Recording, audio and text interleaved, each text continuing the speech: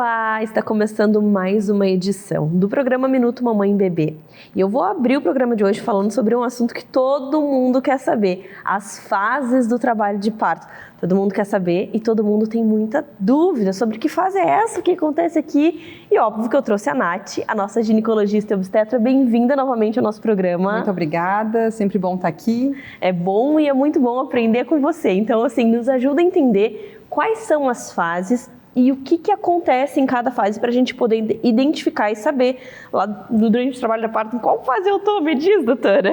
Certo, então assim, a primeira coisa bem importante de saber é que o bebê está pronto para nascer, então a gestação está a termo, né, entre 37 e 42 semanas. Tá. Aquela data provável do parto, quando a gente inicia o pré-natal e faz aquele cálculo com o médico, obstetra, é feita para 40 semanas. Então é uma média, uma estimativa, mas eu sempre brinco que é provavelmente quando o bebê não vai nascer, porque é uma data que a gente dá só para ter uma ideia, né? Porque Verdade. pode nascer umas 2 ou 3 semanas antes e pode demorar um pouquinho mais para nascer também. Então, quando começar o trabalho de parto, quando começarem a dar os primeiros sinais, uma coisa importante que é de explicar é que a gente tem os pródromos, né? Pródromos é como se fosse um ensaio do útero para começar para as contrações começarem devagarinho e, de repente ou não, desencadear o trabalho de parto. Muitas vezes os pródromos acontecem durante 2, 3 dias, param, depois retornam a acontecer e pode levar algumas semanas nisso, inclusive, com momentinhos de contrações mais fortes. Eventualmente, já o pródromo começa e imediatamente inicia o trabalho de parto, que a gente chama de fase latente. Né? A fase latente, as contrações são mais curtas, são mais distantes uma da outra, então a gente considera aí que é uma contração a cada 7 minutos, 10 minutos, né? E a gente acaba não tendo, já tem uma dilatação, mas não é uma dilatação rápida. Então essa fase latente, às vezes, ela pode durar bastante tempo, né? E isso às vezes torna bastante cansativo, inclusive. Né? Depois da fase latente, a gente tem a fase ativa. A fase ativa a gente considera ali de uns 5 para 6 centímetros mais ou menos. Normalmente aí as coisas já estão começando a ficar mais pretas, assim, né? A gente já começa a ter contração bem intensa, já é um momento que a paciente já está querendo ir para o hospital, já está começando a ficar desconfortável de verdade, né? E aí acaba que a gente precisa de uma assistência maior, né? E aí a gente tem uma média de dilatação de 1 centímetro por hora, mais ou menos, na fase ativa, certo? A fase ativa, ela termina quando a gente atinge os 10 centímetros de dilatação, que a gente chama de dilatação total. A dilatação total é quando o bebê já não existe mais nenhum colo do útero ao redor da cabeça do bebê e o bebê ali vai ter que descer pelo canal do parto, que a gente começa o período expulsivo. Período expulsivo, muitas vezes, tem gente que acha assim, meu Deus, está com 10 centímetros, vai nascer, né? Muitas vezes não. Podemos ter, às vezes, 2, 3, até 4 horas de período expulsivo. Bem cansativo também para a mulher, não é uma fase fácil. Ainda mais somando todas as outras fases que já passou, Exatamente, né? E assim, é o momento que a gente precisa da mulher com força mesmo, né? Só que a mulher já está cansada. Já está cansada de todo aquele período, exatamente. Uma vez que o bebê tenha nascido depois do período expulsivo, a gente ainda não terminou todas as fases do parto. A gente ainda tem o 4º período, que chama, né? O 4º período é um período super importante, que eu sempre até explico para as pacientes, assim, que eu ainda faço questão de ficar junto com a paciente durante aquela hora pós-parto, que é a hora onde as coisas mais difíceis podem acontecer, que a gente precisa que a placenta saia, a gente precisa que o útero contraia, a gente precisa revisar muitas vezes o períneo para ver se houve alguma laceração, alguma coisa para a gente poder corrigir, né? E é uma fase que realmente é quando as complicações acontecem, né? Então, assim, um sangramento pós-parto, né? Um útero que não contrai direito, a placenta que não sai. Então, a gente precisa sempre estar atento nessa fase e é importante ter um médico do lado. E aí a gente pensa assim, nasceu o bebê, deu. Nasceu, acabou. Exatamente. Só que aí vem um outro momento extremamente importante que a gente precisa do médico ali atento, porque olha quanta coisa tu citou que pode acontecer, que interessante saber desse 4º período, né, Nath? E assim, às vezes a gente acaba o parto, fica todo mundo ali conversando, vendo o bebê, mas assim, a equipe, né, o médico, obstetra, enfermeira obstétrica está sempre atento a esses detalhes, né? Então, avaliar o útero, ver o sangramento, ficar de olho nessas questões para poder assistir a paciente se for necessário. Claro.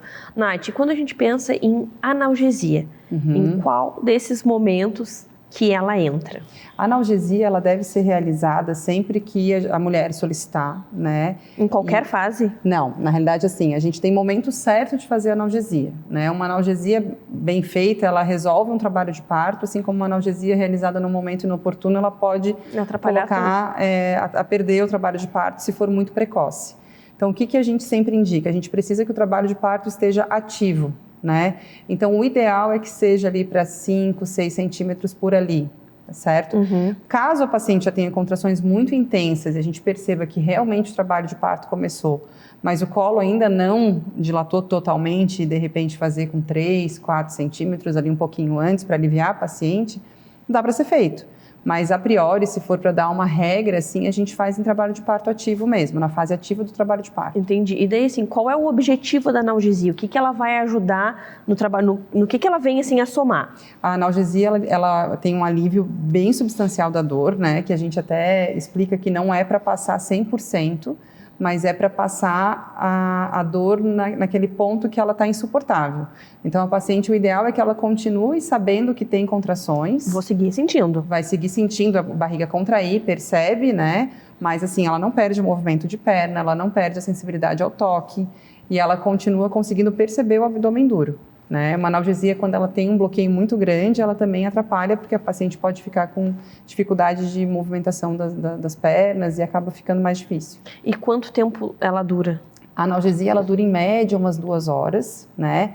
E aí a gente pode optar por colocar ou não um catéter, né? O catéter epidural fica ali, né? O peridural fica acoplado na paciente e isso permite que a gente faça mais doses caso seja necessário.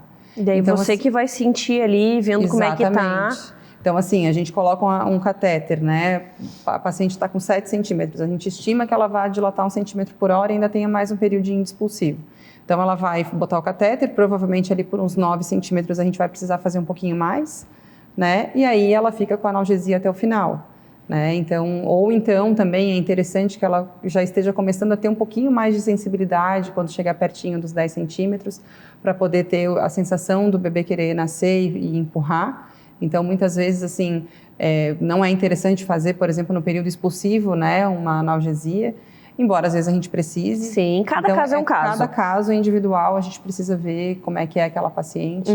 E assim, a analgesia, tem pacientes que perguntam, tá, mas eu vou precisar fazer ou não? Não, na realidade, eu, assim, na estatística que a gente tem das minhas pacientes, metade das pacientes querem fazer e metade não querem. Olha só. Sabe? Não precisam ou não acabam não dando tempo. Enfim. Sim. E tem mais algum tipo de intervenção que acontece em alguma determinada fase dessas? Ou... Uma coisa que eu acho bem legal da gente explicar é a questão da bolsa romper, né? Porque, assim, existe essa dúvida, né? A bolsa obrigatoriamente rompe ou a bolsa não rompe? Como é que funciona? O que acontece primeiro, né? Não existe essa regra, né? Então, às vezes, o trabalho de parto ele inicia e a bolsa vai romper só mais lá na frente. Às vezes, a bolsa rompe antes de começar o trabalho de parto. Então, é uma coisa que é individual também. A gente tem uma estimativa de 30% mais ou menos de bolsas que rompem antes do trabalho de parto. A gente sempre imagina assim, para começar o trabalho de parto tem que sair aquele monte de líquido, minha bolsa rompeu e aí entrei em trabalho de parto. Mas olha só, só 30% dos casos. E, inclusive, existe o parto empelicado, que a gente chama, que é quando o bebê nasce com bolsa e tudo. Olha nasce só. Com a bolsa íntegra, né? Aí a gente pensa que, não, só na cesárea, que daí vai abrir, não vai romper nada e tu consegue... Mas não, ali saindo mesmo. Exatamente. Via vaginal consegue também... É raro, mas acontece. Sim. Que interessante, Nath. Muito obrigada por nos ajudar a compreender cada fase que é tão importante, né? Cada fase tem seus momentos e elas são importantes porque todas elas trazem nosso bebezinho, né? Pro colo. É verdade. Muito obrigada por dividir tanto conhecimento conosco. Até o próximo encontro. Até o próximo. Você que está grávida, sabe qual é o momento ideal para iniciar a fisioterapia pélvica? Eu trouxe aqui a nossa fisioterapeuta pélvica do programa Minuto Mamãe Bebê, a Ari. Bem-vinda novamente ao nosso programa. Obrigada. Ari, quando você indica para uma mulher que nunca fez, porque, vamos lá, o ideal seria que essa mulher já fizesse desde antes da gestação a fisioterapia pélvica, mas já que ela não fez antes, estou grávida, Qual o momento, quando eu posso começar a fazer, até quando vai? Conta tudo para nós. Então, Mari, o momento ideal é a partir da 12ª semana, onde já passou aquele primeiro trimestre, aquela fase mais assustadora na gestação. E aí a gente começa a trabalhar o assoalho pélvico, trazer essa consciência, conectar o assoalho pélvico, porque ele começa a se tornar uma parte importante na época da gestação, né? Muitas vezes, como você falou, a gente nunca pensou nele como músculos tão importantes. É esse o momento que você indica, então, pensando numa mulher que não fazia antes, porque às vezes a gente pensa, fisioterapia pélvica é só para quando estou grávida, mas não é, né, Ari? Não, a fisioterapia pélvica é para todo mundo, da criança ao idoso, a mulher, o homem, enfim. Não tem todos. Sexo, não tem idade? Não tem, porque todos nós temos assoalho pélvico, que são músculos onde a gente precisa trabalhar. E aí, então, pensando nessa mulher que engravidou e que ouviu falar finalmente no assoalho pélvico. Vamos trabalhar a partir da 12ª semana, então. E ela vai até quando? E como que funciona a rotina de encontros da fisioterapeuta pélvica com a gestante? Uma vez por semana, 2, depende de cada caso. Como é que tu faz essa organização? Então, vai depender de cada caso, da queixa principal, da avaliação, como que a gente vai traçar essa rotina da mulher. Porque a gente vai trabalhar o corpo dela como um todo. Todas as alterações da gestação precisam ser trabalhadas nesse momento, não só o assoalho pélvico dela. Então, nesses primeiros trimestres, a gente vai trazer essa consciência para o assoalho, alinhar as alterações e já ir começando a direcionar o preparo do parto. Ali, por 36 semanas, aí a gente começa com o foco em respiração, tudo para preparar para o momento do parto, onde a gente vai ensinar a relaxar esse assoalho pélvico, as melhores posições para ela ter o bebezinho, para que esse momento seja lindo. Com certeza, porque assim, eu já ouvi muitas pessoas falando que quando a gente faz a fisioterapia pélvica durante a gestação, lá para a hora do parto, a gente tem consciência do corpo, porque a gente pode ajudar e a gente pode atrapalhar. Então, assim, no momento que era para eu fazer força, eu tô contraindo. No momento que... Então, faço tudo errado, Ari. Sim. E aí, nessa questão, na fisioterapia pélvica, a gente trabalha realmente isso, essa consciência, estar presente no momento, saber o que eu posso fazer, o que o meu parceiro vai fazer junto comigo, porque é importante demais o pai estar junto ali, porque é o apoio principal, né? Ou quem for participar desse momento. Lógico, tem que ter alguém ali que depois até a própria fisioterapeuta, daqui a pouco tá umas mamães te mandando, eu quero você comigo, você vai me ajudar no meu parto. Sim, várias físios acompanham o parto e ali a gente vai trazer essa consciência para o parto, saber o que vai acontecer contigo, não ser um susto. Com certeza. E ser um parto, tentando ser um parto mais rápido, mais tranquilo. E Ari, a gente fala muito na fisioterapia pélvica para quem quer o parto normal. Porém, quem faz uma cesárea ou quem não quer parto normal de jeito nenhum, já entendi, vou esperar o momento do bebê, mas vou fazer cesárea. Também tem que fazer, porque você vai treinar, movimentar, exercitar o local que vai segurar o bebezinho. Então não interessa a via de parto, não interessa o que vai acontecer na hora do parto. Agora, pensando na gestação em si e no corpo todos, aumentando a cada momento. Sim, porque na fisiopélvica a gente trabalha o assoalho pélvico. Imagina, o nosso corpo está acostumado com um peso. Lógico. E aí tudo aumentou ali, de uma hora para outra. O nosso assoalho pélvico vai forçar da mesma forma. Depois que esse bebê nascer, dependendo da via de fato, pode ter alterações nesse assoalho. Então, por isso a gente faz esse trabalho tanto, porque muitas mães também se preparam por um parto natural, tudo, e o bebê resolveu vir por cesárea. A gente não tem esse controle. Não. O bebê que sabe o que ele quer. É o bebê que sabe. E por isso que a gente tem que se preparar para todas as situações. Sim. E saber que assim, ó, eu não estou fazendo a fisioterapia pélvica para me ajudar lá na hora do parto só. É para te dar qualidade de vida durante a gestação também, e para quando o bebê sair, você está ali com o seu corpo ok, né? Sim, e o pós-parto ser melhor. Porque tem toda essa alteração do assoalho pélvico durante a gestação que a gente tenta controlar para o pós-parto. Ter esse retorno mais rápido, ter essa força, voltar ao normal mais rápido, né? E o que acontece numa sessão de fisioterapia pélvica? Então, a gente vai trabalhar, depende a fase, depende a queixa principal. Vamos trabalhar sim o assoalho pélvico da mulher, fazendo fortalecimento ou relaxamento. Também vamos trabalhar exercícios. Muitas vezes a mulher precisa estar lá para relaxar a musculatura que tensionando, tá com algumas dores. Tudo isso é trabalhado na físio. A partir dessa avaliação que a gente vai fazer, a mulher vai relatar o que ela está sentindo, e aí a gente vai organizando as sessões. E daí também aquilo que você falou, depende de cada pessoa a quantidade de encontros que você vai ter durante a semana. Sim, geralmente nesse início, se ela não tem nenhuma alteração, se está com o assoalho pélvico ok, se tem uma funcionalidade do assoalho boa, a gente pode fazer um pouco mais espaçado. Tipo uma vez por mês, um mês sim, um mês não. Isso sempre, eu fico conversando com as mãezinhas para saber como que tá indo, se tem algum episódio de perda urinária, alguma dorzinha. Tudo isso a gente vai conversando. Se está tudo bem, a gente pode ir mais espaçado nesse início. A partir da 34, 35 semanas, aí a gente já precisa se ver mais regularmente.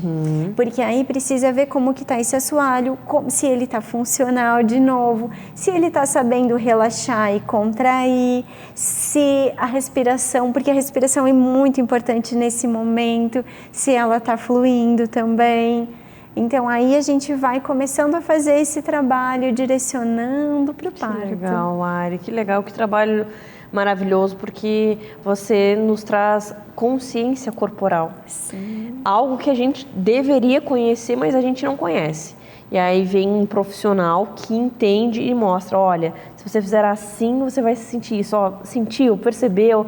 E isso é muito, muito lindo, porque é nosso, e aí a gente acaba, sei lá, é que nem piscar o olho, a gente nem se dá conta que pisca o olho, vai natural. No automático, né? E o nosso corpo também acontece assim, quando tu vai pra fisioterapia pélvica, tu começa a ter controle e saber o que está acontecendo, né? Conectar tudo, né?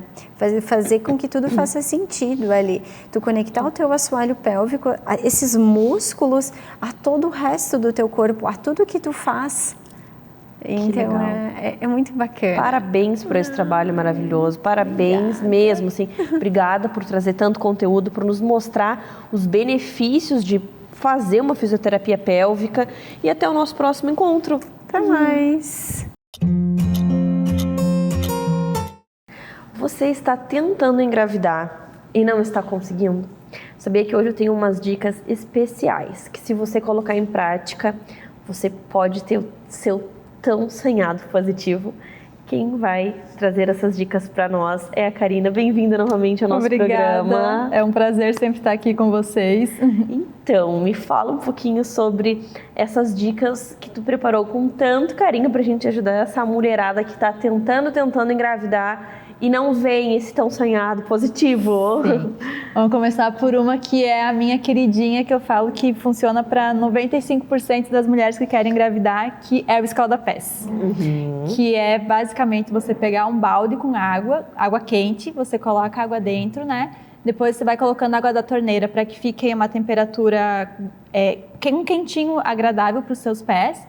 Coloca os pés ali por 15 minutos, depois seca o pé, meia e preferencialmente ir dormir, que ele já vai ajudar para o sono também. Mas por que o escalda-pés ele ajuda para a fertilidade? A maioria das mulheres tem os pés frios ou os pés ficam frios muito fáceis. Na medicina chinesa, nós temos alguns canais que passam pelo nosso corpo. E 3 canais que são muito importantes para a fertilidade começam no pé. Quando a gente anda com o pé descalço no chão, deixa os pés frios, se expõe muito ao frio, é como se esse frio entrasse no nosso corpo e fosse para o nosso útero, para os nossos ovários. E isso faz com que diminua a circulação ali nessa região. Diminuindo a circulação, a gente tem menos nutrientes, menos oxigênio e isso aumenta a dificuldade para engravidar. Olha só, que interessante. A gente fala que na medicina chinesa, frio e fertilidade são coisas que não combinam. Então, para quem quer engravidar, quanto mais fugir do frio, e aí isso vai incluir a temperatura, mas também aquele sorvete, o picolé, uma água gelada. Vamos deixar de lado para esse período. Um chazinho quentinho, uma pantufinha, olha, que uma roupa legal. quentinha. Aquela coisa que a nossa avó falava, sabe? É verdade. Não pega friagem. É bem assim, né? É bem assim mesmo. Vai ajudar. E aí ajuda para a questão da fertilidade também, mas já vai ajudar para quem tem um sono mais agitado, para quem está muito ansioso, porque é como se a gente tirasse aquela energia que está aqui, né, na cabeça e puxasse para baixo.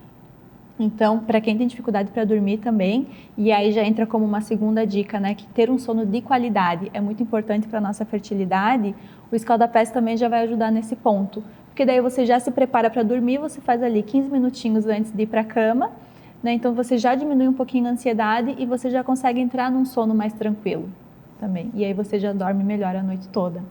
Que a gente escuta falar muito, né? A melatonina, né? O hormônio do sono é importante e tudo. Mas a melatonina, uma boa produção de melatonina também é importante para a fertilidade.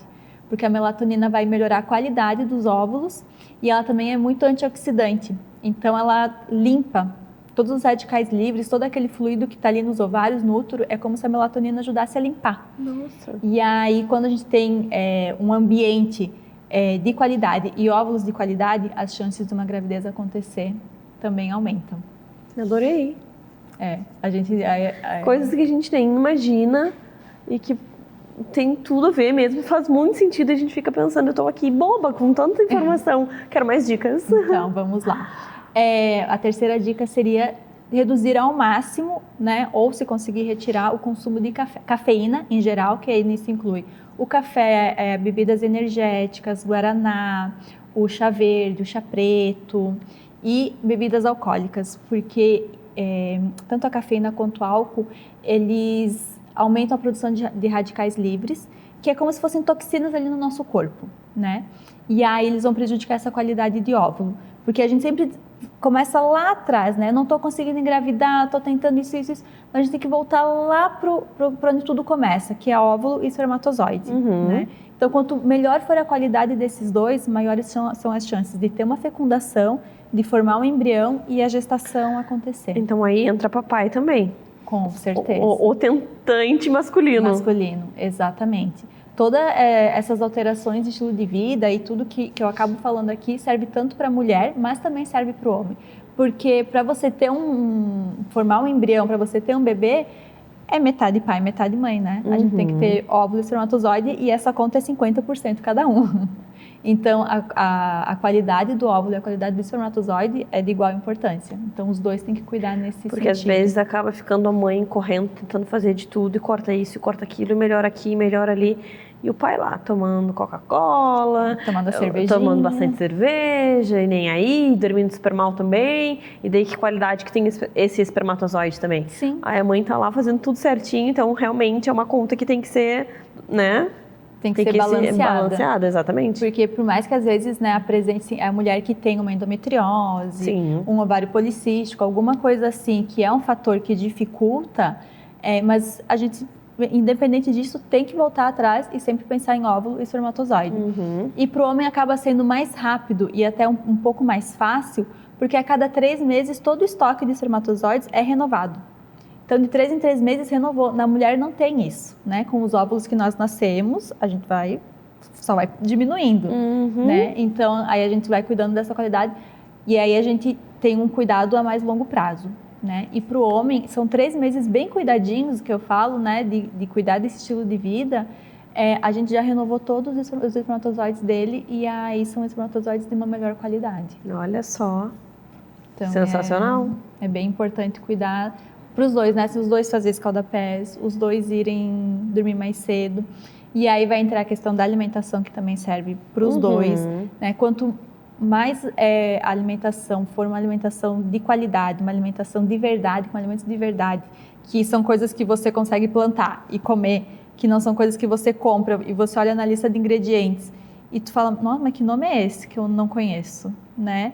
Então, não, foge desses... Tem tanta coisa gostosa, né? A gente pode fazer tanta comida boa, a gente demora mais, mas pode ser também um momento, assim, do casal junto, preparar a alimentação, sabe, de conexão, e aí depois faz tudo bonitinho, e depois tenta fazer o bebê, né? Então, assim, se for montar um plano, assim, vai dar positivo, porque vai mudar todo o estilo de vida, não vai, vamos comer uma pizza, pede, sabe, cheia de, sei lá, o que coloca, um monte de produtos e molho industrializado, enfim.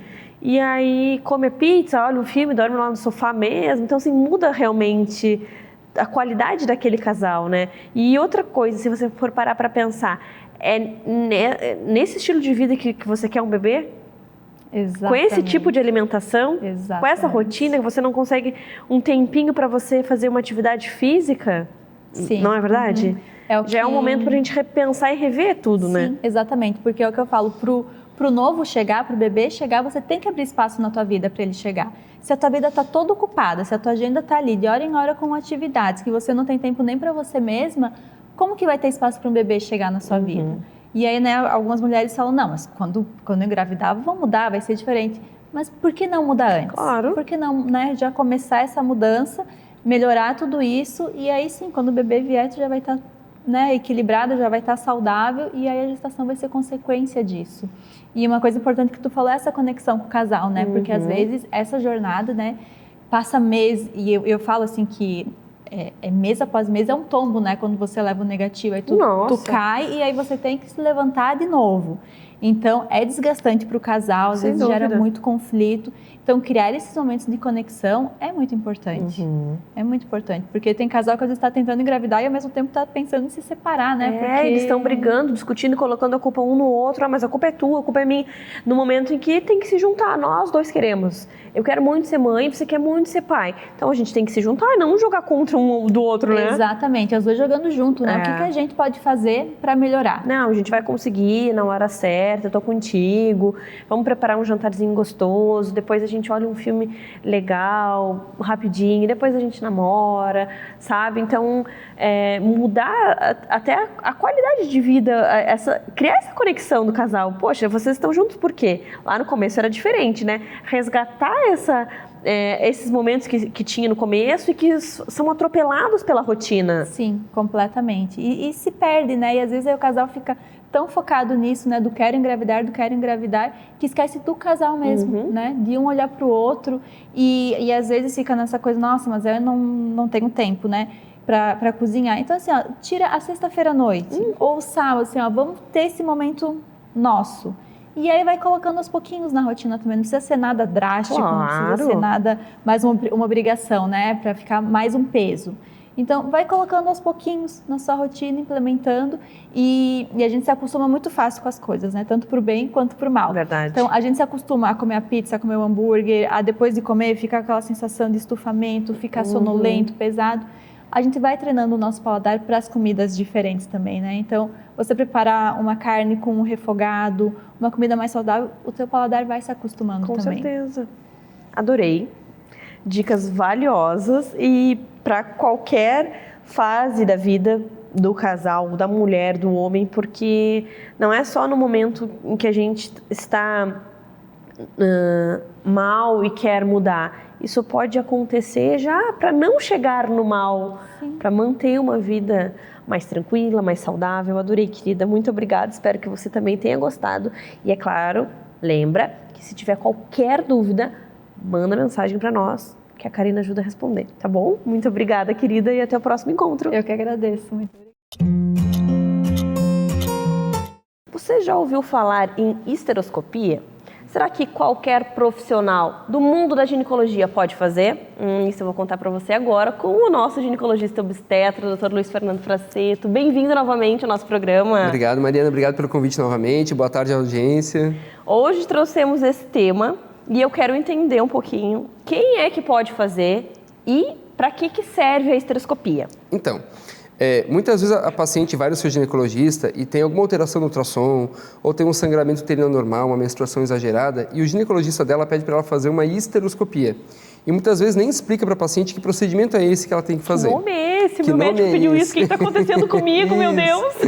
Então, a histeroscopia é um exame e um procedimento feito pelo ginecologista, como se fosse uma endoscopia do estômago, só que é feito para acessar a cavidade uterina.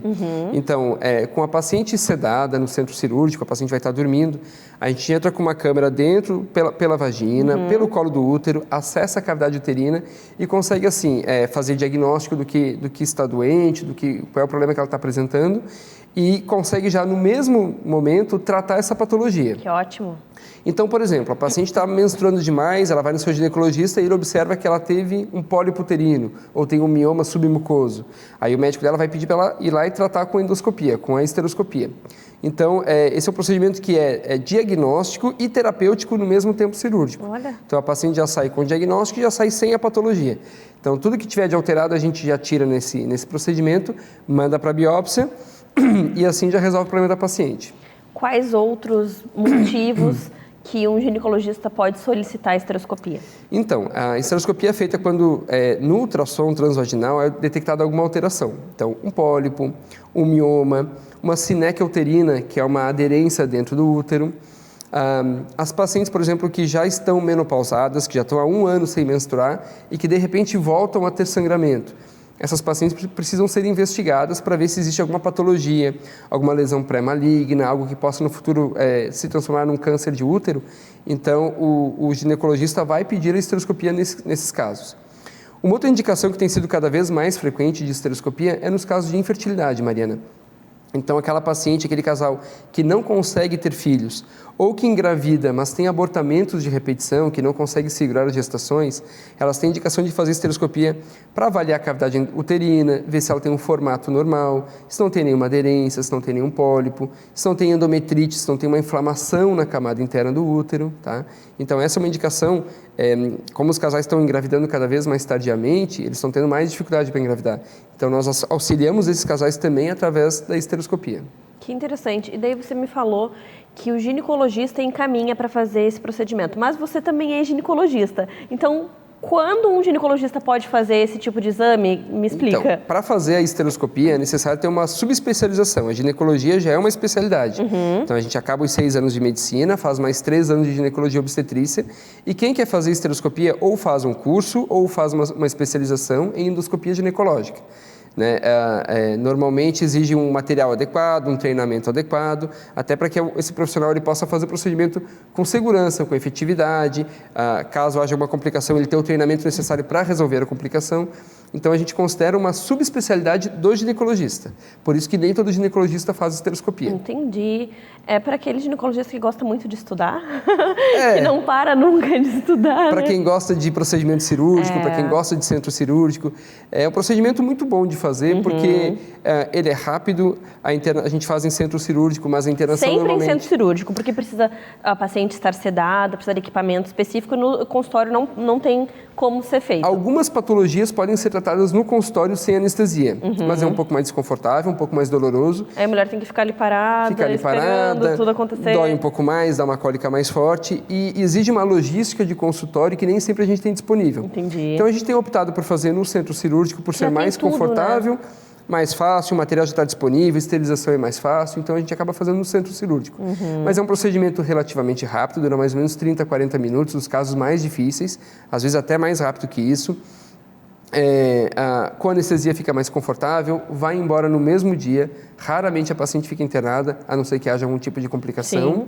A gente pede para os pacientes fazerem um repouso de aproximadamente 3 dias. Então, a paciente se faz numa quarta-feira, quinta e sexta fica em casa, sábado vida normal. Entendi.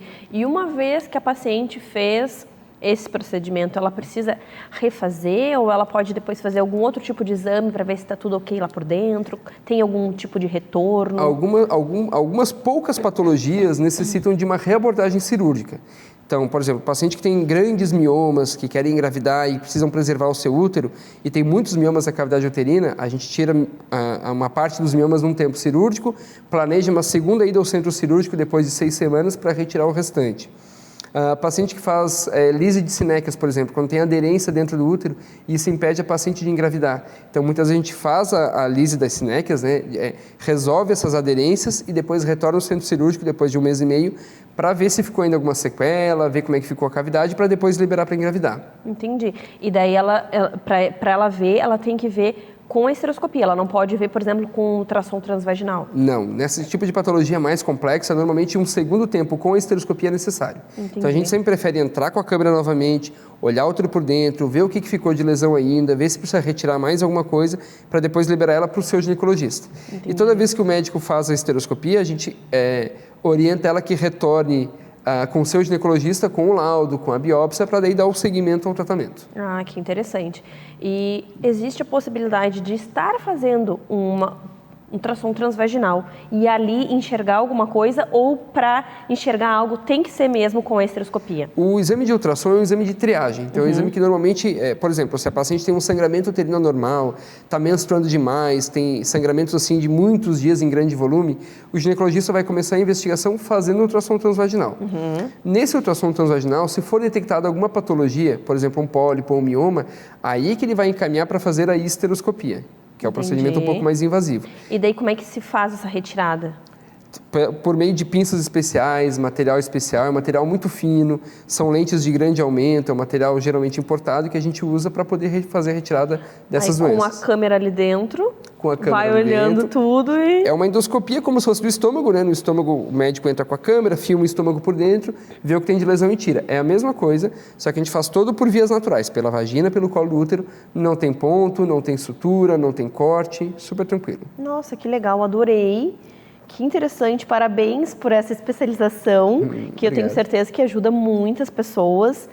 E espero que você tenha gostado, entendido um pouquinho sobre esse tema que eu também não tinha muito conhecimento e agora já estou expert. Talvez eu faça uma especialização sobre também. Obrigada, doutora. Obrigado, até o Mariana, próximo pelo encontro. convite. Obrigado, até mais. Como é que está a relação aí na sua casa? Com o seu filho, com a sua filha? Você se sente conectada com ele? Hoje a Paty, a nossa psicóloga infanto-juvenil, trouxe esse assunto para abordarmos. Paty, que interessante a gente falar um pouquinho sobre isso, porque a gente pensa, poxa, é natural a gente estar conectado com o filho, a gente dá atenção para o filho, mas sabemos que com a rotina do dia a dia, com todas as atividades que os pais têm, acaba que os filhos ficam mais na televisão, enfim. E aí, às vezes, apresentam comportamento agressivo, e aí você leva para o psicólogo e o psicólogo descobre que o problema é a falta de atenção que esse filho está tendo em casa. É isso, Paty? Bem-vinda, nos ajuda a entender. É isso que acontece, Mari. Você estava falando que é natural a gente pensar que pai e filho tem que estar conectado, né? Isso acontece muito quando a criança é muito pequenininha, né? Que a gente vai percebendo quais são as necessidades que o bebê tem, e são necessidades muito básicas, assim, né? De comida, de banho e de afeto, até por conta de que é um bebê, a gente está mais próximo, tem mais esse contato físico. E aí essa criança vai crescendo e as coisas vão mudando, né? E aí os pais passam por algum motivo, se distanciar emocionalmente dessa criança. Passam a não entender mais qual é a necessidade que esse filho está tendo. E essa criança também encontra outras maneiras de se comunicar, né? Porque ela começa a falar, ela começa a se comportar, né? E aí ela vai também passando por outros ambientes que não é só dentro de casa, vai para a escolinha, né? Vai se relacionando com outras pessoas e vai se expressando também nesses lugares. Então, como eu já falo sempre aqui no programa, quanto mais pequenininha a criança é, mais comunicação ela vai ter através do que ela faz, através do comportamento dela. e também chega muita criança no consultório com comportamentos desafiadores, né?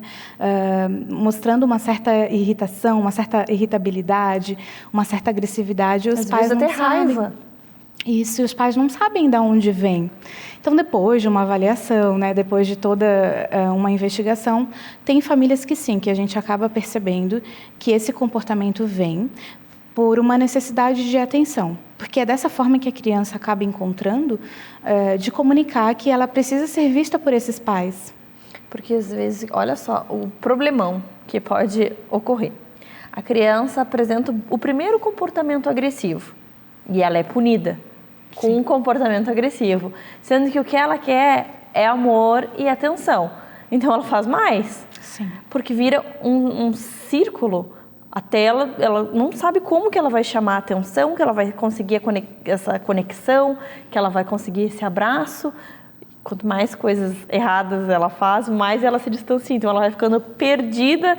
Mas como que eu faço? Como é que eu faço para ter esse amor, esse abraço? E ela também entende, Mari, que ela está chamando a atenção dos pais, os pais estão olhando para ela, mesmo que seja de uma maneira negativa, né? Então ela tende a repetir esse comportamento porque é a única forma que ela percebe que ela é olhada, né? Que ela é vista, que todo mundo para e olha para ela. Então, isso acaba reforçando o comportamento dessa criança. E aí, o que acontece? Os pais precisam encontrar outras maneiras de mostrar para essa criança que ela é vista de outras formas, né? A gente que é pai, às vezes a gente fica muito focado nessa coisa de dizer o que a criança não pode fazer, no que ela não pode mexer, no que não, né? Sempre o não antes. O dia inteiro com não. Não toca aí, não faz isso. Não, assim não pode, não. Às vezes eu falo lá em casa assim, poxa, mas quantos não essa criança já ouviu hoje? Sim. E aí, o que ela pode fazer?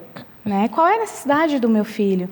Quando eu estou com ele, como é que eu posso me conectar com ele? O que o meu filho gosta? Quem é o meu filho? Né? Então, tentar se aproximar dessa criança sem tantas exigências, sem tanta cobrança, né? E com um pouco mais de afeto, porque a gente se conecta através do afeto, através de fragilidades, né? Quando essa criança percebe que ele também pode fazer algumas coisas erradas, mas que ele não vai deixar de ser amado, que ele vai ser compreendido e que vai ser corrigido, mas não através de punição, né? Vai ser corrigido através de consequências, através de um acolhimento. E aí, depois disso, essa criança pode, sim, olhar para esses pais e perceber e entender qual é o direcionamento que ela vai ter, né? O que ela pode fazer, então? E aí, essa autoridade vem de uma maneira espontânea. Não porque esses pais querem mandar e a criança obedecer, mas sim por causa dessa presença, desse vínculo que é criado ao longo do tempo, né? Com essa dedicação, com esse comprometimento. E alguma dica para que aconteça essa conexão? Porque às vezes pode vir até de uma criação. Eu não tinha isso da minha mãe e eu sou assim, eu não consigo me conectar. Eu amo, mas amo do meu jeito. Por que tem pais assim? E como mudar, cortar essa origem, assim? Isso é bem difícil a gente falar como mudar, né, Mari? Mas precisa ter uma disponibilidade de uma mudança de postura mesmo, né? De perceber o que a gente fez até agora que a gente não quer continuar fazendo ou o que fizeram com a gente que a gente gostaria de modificar. Então, muitos pais que vêm para mim, eu até encaminho para a psicoterapia também, porque mudar hábito, mudar uma forma de se relacionar, não é fácil. Não. Né? Precisa de um processo aí também com esses pais para que eles consigam ter uma mudança de postura e conseguir acessar esse filho, né? Então, sim, muitos pais precisam de um processo de psicoterapia também para conseguir mudar essa maneira como eles estão se relacionando com os filhos. Mas, para eles conseguirem olhar para essa criança e conhecer essa criança, eles precisam observar o comportamento delas. Criança é muito fácil de identificar, Mari. Elas falam para a gente, né? Claro. O que deixa ela feliz. E são coisas simples. É um passeio no parquinho, é tomar um sorvete numa sorveteria, é assistir um filme juntinho, é brincar de alguma coisa com esse pai, com essa mãe. Então, não são grandes exigências que essas crianças fazem. Não, é tão pouco, né? Às vezes, contar uma história, inventar, fazer um carinho. Isso. E já muda tudo, né, Paty?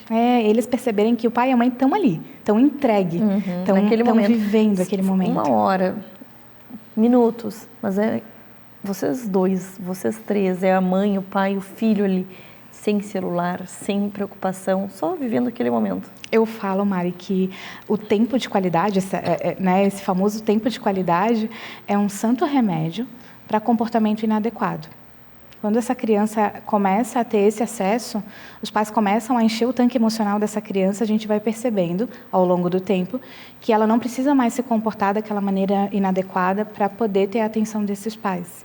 Adorei! Muito obrigada por trazer sempre essas dicas para nós, esse conhecimento com tanto amor, com tanto carinho. Espero que você tenha gostado, que te ajude a pensar um pouquinho sobre esse tempo de qualidade com quem você mais ama, que é o seu filho, a sua filha. E se você quiser conversar um pouquinho mais sobre esse assunto, se abrir com alguém, chama a Paty, que eu tenho certeza que você não vai se arrepender. Paty, até o próximo encontro. Obrigada, até o próximo. Novembro é um mês onde a gente fala muito sobre os prematurinhos. E a Paty está aqui conosco, a nossa pediatra. Bem-vinda novamente, Paty. Obrigada, Mari. Paty, é o Novembro Roxo, por isso que você veio de roxo. Exatamente. Para a gente falar então um pouquinho sobre esse mês. Exato. E você trabalha dentro de uma maternidade, você vê isso também, então conta para nós um pouquinho. Tá bom. O mês de novembro foi escolhido como o Novembro Roxo é uma forma de conscientização sobre a prematuridade, que é algo muito frequente, mais de 10% dos bebês nascem prematuros. No Brasil, na verdade, são 12%, então mais do que 1 a cada bebê nasce prematuro. E a gente utiliza esse mês para conscientizar a população sobre o que era o ser prematuro. E por que a cor roxa? A cor roxa foi escolhida porque o roxo significa individualidade e sensibilidade, que são características muito marcantes do prematuro, né? Além de transformação, transmutação, que é a capacidade de mudar, transformar algo em outra forma, que também é uma característica marcante do desenvolvimento do prematuro, né? Que eles nascem tão imaturos, tão pequenininhos e se transformam em adultos, em crianças saudáveis. Assim como o ato de transformar os sentimentos, né? Um nascer prematuro dentro de uma UTI pode gerar medo, insegurança nos pais, mas com o tempo esses sentimentos são transformados em esperança, em felicidade e amor. Verdade. Né? E existem causas para nascer tantos bebês antes do tempo esperado? Como que é a vida após o nascimento tão imaturo? Tá. Então, existem várias causas da prematuridade, né? Relacionadas ao bebê e relacionadas à mãe. Então, malformações podem levar ao parto prematuro, descolamento prematuro de placenta, infecções congênitas, tanto da mãe quanto do bebê, malformações uterinas, acidentes, né? Até acidentes automobilísticos envolvendo a mãe, diabetes gestacional, hipertensão. Então, as causas são múltiplas. E o que é importante é que a grande maioria delas são preveníveis através de um pré-natal adequado. Então, ter um médico de confiança, frequentar as consultas mensalmente, seguir as orientações, né? Não somente frequentar e não fazer o que é orientado. É muito importante na prevenção da prematuridade. É importante a gente saber também que os prematuros, eles não são, existem uma classificação, né? Então, a gente tem os bebês menores de 28 semanas de gestação, que é ali no sexto, se a gente pensa em mês, menor do que 6, 7 meses, né? São os prematuros que a gente chama prematuro extremos. Entre 28 e 34 semanas são os muito prematuros. Entre 34 e 37 semanas são os prematuros tardios. Então, todo bebê que nasce antes de 37 semanas é considerado prematuro. E cada classe desses prematuros, dessas que eu acabei de citar, tem algumas características específicas. Por isso que é importante a gente diferenciá-los. Sem dúvida. Né? E cada um vai precisar de um cuidado especial a mais, né? Tem necessidades diferentes, partes do corpo que precisam de mais atenção em cada fase também, né, Paty? Exatamente. Por exemplo, um bebê que nasce de 36 semanas, mas é tão pertinho do 37, será que tem alguma diferença mesmo? Tem. Primeiro, que o peso dele vai ser menor, né? No último trimestre da gestação é quando o bebê engorda. Então, essa uma semana pode causar alguma diferença. Com o peso menor, a boca é menor, ele tem menos reserva, então a chance de fazer hipoglicemia é maior. Com a boca menor, a mama grande é um pouco mais difícil de amamentar, né? Então, são bebês que demandam de maiores cuidados. Além do mais, a icterícia, que é algo que aflige o bebê logo após o nascimento, aquele amarelão na pele, né? É muito mais frequente nos bebês prematuros, de todas as faixas. Então, a gente precisa ficar bem mais atento, né? Com os bebês prematuros. E isso também vai definir o tempo aproximado de que cada bebê vai ficar na UTI neonatal? Sim, e não são todos os bebês que vão precisar de UTI neonatal, né? Entre os prematuros, claro, os prematuros extremos, os muito prematuros, todos eles vão para a UTI e vão demandar de alguns cuidados, dependendo do que eles vão mostrar de necessidade. Mas os prematuros tardios, por vezes, conseguem ficar no alojamento conjunto com a mãe. Mas, claro, quanto mais imaturo, maior a chance de precisar de UTI e também maior a chance de ficar internado por mais tempo, né? Assim como maiores vão ser os cuidados. Sim, sem dúvida. Tanto durante a internação quanto no pós-internação. Entendi. Porque a gente tem o depois, né? Então, são bebês que não se desenvolveram por completo. Então, muitas vezes vão precisar de um acompanhamento multidisciplinar, com fonoterapia, fisioterapia, para serem estimulados, né? Pensando na neuroplasticidade dos 2 a 3 primeiros anos de vida que os bebês têm. Paty, quando a gente pensa lá numa UTI neonatal, em bebês prematuros, existe toda uma rotina dentro da UTI, principalmente voltada para a questão do amamentar. Poxa, meu bebê está na UTI, se eu não estimular minha mama, não vou ter leite para amamentá-lo. E quando ele sair, ele não vai mamar no peito? Então, existe todo um processo para que, quando o bebê sai, a mãe esteja produzindo leite. Sim, na verdade, assim que um bebê nasce, independente da idade gestacional, a gente orienta que nas 2 primeiras horas já haja uma estimulação na mama. Isso é muito importante para a produção do colostro. Então, uma mãe de 27, 26, 25 semanas, ela já tem capacidade de produzir leite. Às vezes, não toda a demanda que o bebê precisa, né? Até porque a internação pode ser estressante. Então, por isso, tão importante a doação nos bancos de leite, né? A gente usa muito esses leites doados para os nossos pequenininhos. Olha só que importante, Paty. Obrigado por trazer esse tema, obrigado por esse trabalho incrível que você faz com esses pequenininhos. Obrigada. Adorei, espero que você tenha gostado. Se ficar com alguma dúvida em relação aos prematuros, parto prematuro, atendimento no UTI neonatal, entre em contato com o nosso time, com a Paty, que ela vai nos ajudar a entender mais sobre esse assunto. E até o próximo encontro. Até!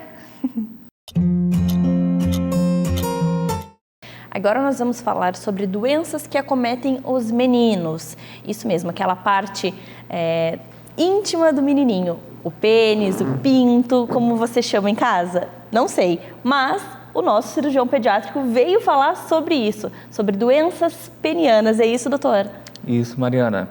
Então, assim, a gente sabe que gera muita dúvida entre as mães. Às vezes as mães acham que o pênis do seu filho é pequeno, ou também existem doenças que levam para o pediatra e daí o pediatra, durante a consulta ali, o acompanhamento, né, já encaminha para um cirurgião pediátrico. Então, assim, quais são essas doenças recorrentes e por que a mãe acha que o pênis está pequeno? Existe um padrão esperado, doutor? É bem oportuno esse tema, porque é uma queixa frequente no consultório, tá? É difícil você ter um pênis que não tenha nenhum tipo de problema, tá? Mas alguns que merecem uma atenção maior, que pode precisar de cirurgia, tem que ser avaliados. Um deles, que faz com que a família pense que a criança tenha um pênis pequeno, por exemplo, é o pênis embutido, né? Então o pênis, a haste dele fica escondida no meio da pele ou da gordura. Até a gente explica no consultório, é como se fosse uma ilusão de ótica. Se você pega e veste a haste peniana como se fosse um vestido ou uma saia dessa forma, ela vai parecer menor do que se ela estiver vestida como uma calça. Então, às vezes, essa conformação de pele faz com que pareça ser pequeno em repouso. Entendi. Mas quando ele está ereto, ele vai para o tamanho que tem que ir. Um dos grandes problemas em relação a isso é quando vem acompanhado da fimose, que foi tema que a gente abordou da vez passada, e que você tem que ter cuidado na hora da cirurgia, porque a cirurgia não pode ser a cirurgia de fimose. Porque se eu faço a cirurgia de fimose, eu tiro pele, e aí vai colocar mais embutido ainda esse pênis. Olha só. E aí você precisa fazer uma plástica peniana, é diferente o procedimento, né? Às vezes, o pênis embutido é consequência de uma cirurgia de fimose, porque ou retirou muita pele, ou porque fez a cirurgia de fimose em quem já tinha um pênis embutido. Que e aí você delicado. tem que resolver, tá? É uma coisa que acontece. Então, se você tem dúvida do tamanho peniano, é interessante você ir conversar. Claro. Tá? Não precisa ter vergonha disso. Nada, né? Muito frequente também esse quadro no pré-adolescente, principalmente aqueles que têm obesidade, algum excesso de peso. Muitas vezes o fato da gordura se acumular no Monte de Vênus, que é aquela região onde nascem os pelos pubianos, faz com que o pênis pareça menor em repouso. Tem crianças que chegam depressivas, não conseguem se expressar bem na sala de aula, ou brincar, nadar, por exemplo, não troca de roupa na frente de ninguém, porque tem vergonha. Verdade. Então, é bem frequente isso também. Por isso que eu acho muito importante esse acompanhamento com o profissional, porque às vezes eu tive uma menina ou sou mãe de primeira viagem e é complicado, nós não sabemos tudo. E por isso que o profissional que trabalha nessa área é quem vai te dar o norte. Isso. Existe um outro quadro que é o megaprepúcio, né? Então, a pele ali que está cobrindo a glândula, ela é muito grande e ela é estreita na ponta por conta da fimose. De maneira que, quando ele vai fazer xixi, acumula a urina de tal maneira que, às vezes, precisa apertar como se estivesse ordenhando para que a urina saia completamente e não fique acumulada ali ao redor do pênis, entre a pele, né, e o pênis ali dentro. Então, esse é um outro quadro que, muitas vezes, já na criancinha pequena, de meses, você já vê. É uma alteração de pele, realmente, que você precisa mexer. E aí mesmo a mãe ou a criança tentando baixar a pele, essa pele não baixa? Não baixa porque tem um estreitamento na ponta, né? É a associação da fimose com um excesso ainda maior de pele. Então, só cirurgia mesmo. mesmo? Conformação, só cirurgia mesmo. E se por um acaso a criança não faz a cirurgia? Com o passar do tempo... Pode começar a fazer infecções frequentes da região, que são as chamadas balanopostites. Porque a urina não é para estar ali dentro em contato com o órgão, é para ela sair. Isso, e ela ali dentro cresce a um meio de cultura para crescimento de bactérias e começar a complicar. Eventualmente até fazer um quadro de infecção urinária, como uma cistite, que é a inflamação da bexiga, ou até mesmo uma pielonefrite, que é a inflamação e infecção do rim. Olha que propriamente perigo. dito. Às vezes a pessoa fica, não vou pela estética, e acaba indo pela dor, pela complicação que a má formação vai causar, né, doutor? A grande questão é não ter dúvida e não ter vergonha. Você não precisa ter vergonha do médico. O médico está ali para te ajudar. Vocês veem todo dia, né? Não tem muito essa história de que, porque eu não vou porque ele vai achar que eu não sei de nada. Que a nossa obrigação é ajudar, é procurar esclarecer, tá? E é muito frequente, porque às vezes você tem pessoas que só tinha menina e apareceu menino. Então, é frequente dizer, olha, não sei por onde vai. É difícil, né? Então, vamos conversar. Eu acho que é importante para a criança. E a criança se sentir segura com o médico. Explicar para a criança, o doutor, ele vai olhar o seu pênis, ele vai examinar, ele vai ver se está tudo certo, para a criança não ficar com essa distância do médico, não ter esse medo. E o importante também na hora do exame é você ter calma para examinar, não forçar nada, não querer abrir a todo custo. É uma área íntima ali, né? Tem que ter calma, não adianta forçar. É verdade. Vai devagar, tem que ir ganhando a confiança. Doutor, mais alguma doença que acomete o pênis que a gente pode falar? Tem uma também que é muito frequente, chamada hipospádia. A hipospádia é quando o buraquinho por onde sai o xixi, que é a uretra, ele não está bem na ponta do pênis, tá? A posição do pênis, do ponto de vista anatômico, é ele ereto. Então, o que você enxerga com ele flácido dessa forma, na verdade, é o que está para trás, é posterior. Olha só. Tá? E o que está para baixo, quando ele está flácido, é anterior. Então, é quando esse buraquinho por onde sai o xixi, ele se abre na face anterior do pênis, podendo ser mais distal, no meio do pênis, mais proximal, na haste peniana, até mesmo no escroto, no meio da bolsa testicular e abaixo no períneo. Olha só. Então, é uma malformação frequente, mais frequentemente, 80% das hipospádias são mais distais, graças a Deus. Não fica tão... E 20% mais posteriores, tá? Mais proximais, que geralmente demandam mais de uma cirurgia para correção. É um problema que não vai te trazer, por exemplo, infecção urinária, nada, mas frequentemente vem associada com encurvamento peniano, então o pênis que deveria ser reto quando ereto, né? Tipo, ele faz isso, ele fica desta forma e pode dificultar na vida futura a relação sexual.